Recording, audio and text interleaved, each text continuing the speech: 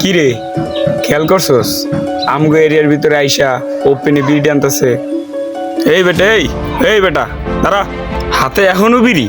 আমগো এরিয়ার ভিতরে এসে বিড়ি টানে, দেখ ও এখনো বিড়ি ফালায় না। দে বিড়ি, বিড়ি দে। তোর বাসা কোন জায়গায়? বরিশাল ভোলা। কি করো?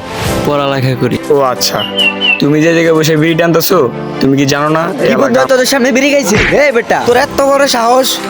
কি রে বন্ধু, কি হয়েছে ওর লগে তোর? আরে মামা কইস না, মামা ওর করছে কি জানোস? ওই না আমরা আইতেছি আমগরে দেখে তারপর দেখতেছি বিড়ি টানতেছে। এই বেটা তোর বাসা না কোথায়?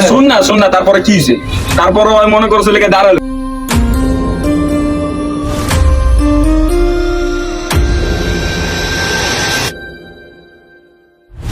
আরে বেটা থামে, তুই এদিকে আয়।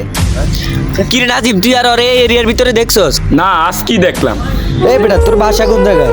এই পাশে বিল্ডিংই থাকি। আমার গ্রামের বাসা হলো ভোলা। আমি এই জায়গায় একটা টিউশনি করাই। টিউশনি শেষ করে আমি এই জায়গায় আসা এখানে বসলাম। বসার পর একটা বিড়ি ধরাইলাম। ভাইরা আসলো, ভাইদেরকে দেখে আমি সেফ দিলাম। তারপরও ভাইরা আমার গায়ে হাত দিল। আমি এই জায়গার বিষয় সবকিছু জানি না। আমি এই জায়গায় ব্যাচেলার থাকি।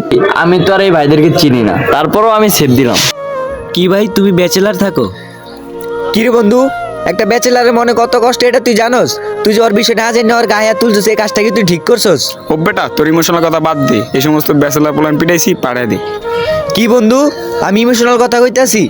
এটা ইমোশনাল কোনো কথা না, বুঝছস? একটা ব্যাচেলারের মনে আসলে অনেক কষ্ট।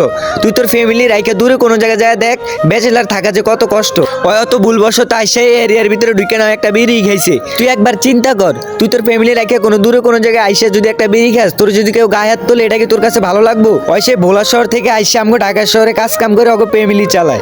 দেখো ভাই, ভুলবশত এটা হয়ে গেছে, মনে কিছু নিও না। এলাকায় কোনো সমস্যা হলে আমগরে জানাও। আচ্ছা ভাই, তুমি কিছু মনে করো না, ওই না বুঝে তোমার গায়ে হাত তুলছে, আমিও না বুঝে হাত তুলছি।